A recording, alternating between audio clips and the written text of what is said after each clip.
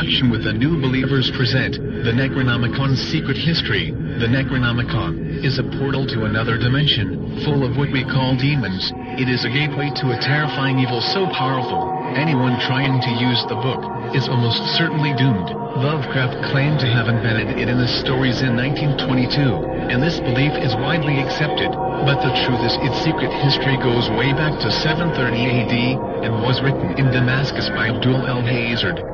The word Necronomicon means the Book of the Customs of the Dead, or the Book of the Ezif, a word the Arabs used to refer to nocturnal insects, but it is also a reference to the howling of demons or jinn. Little is known about Abdul el-Hazard.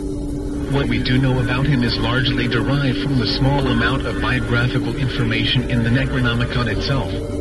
He was born in Sana'a in the Yemen. We know that he traveled widely, from Alexandria to the Punjab. He is often referred to as the Mad Arab, after being driven crazy by the Necronomicon. No Arabic manuscript is known to exist anymore.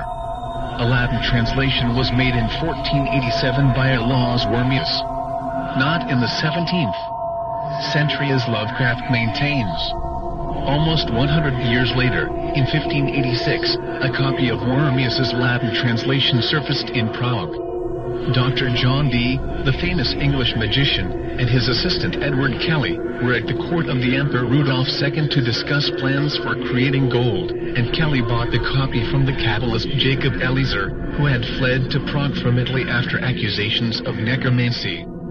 The Necronomicon appears to have had a marked influence on Kelly, because his scrying changed, and he contacted an evil entity, which struck horror into the Dee household. Kelly left Dee shortly afterwards.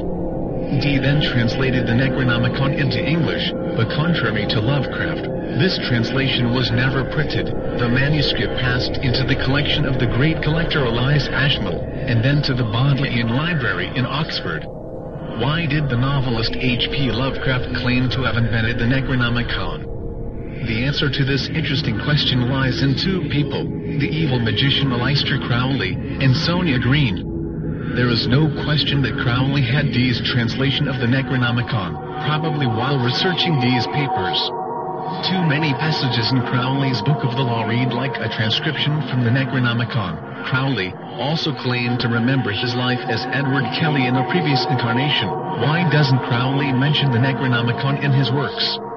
He was surprisingly reticent about his real sources.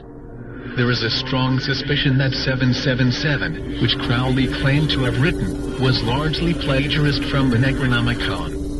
I suspect that the Necronomicon became an embarrassment to Crowley when he realized the extent to which he had unconsciously incorporated passages from it into the Book of the Law. In 1918, Crowley was in New York.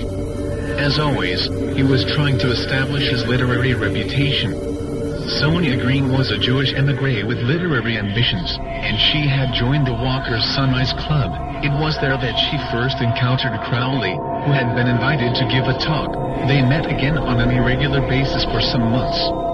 In 1921, Sonia Green met the novelist H.P. Lovecraft, and in that same year Lovecraft published the first novel, The Nameless City, where he mentions Abdul el-Hazard. In 1922 he first mentions the Necronomicon in The Hound. On March 3, 1924, H.P. Lovecraft and Sonia Green are married.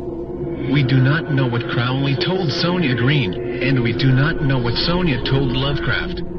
However, consider the following quotation from the Call of Cthulhu 1926, "The cult would never die until the stars came right again, and the secret priests would take Cthulhu from his tomb to revive his subjects and resume his rule of earth. The time would be easy to know, for then mankind would have become as the great old ones, free and wild, and beyond good and evil, with laws and morals thrown aside and all men shouting and killing and reveling in joy.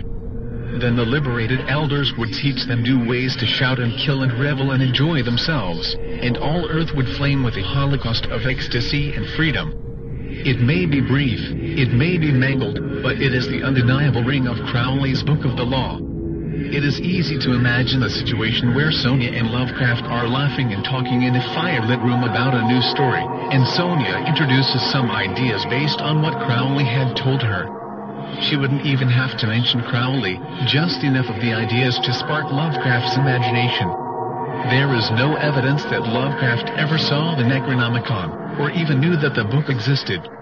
His Necronomicon is remarkably close to the spirit of the original, but the details are pure invention, as one would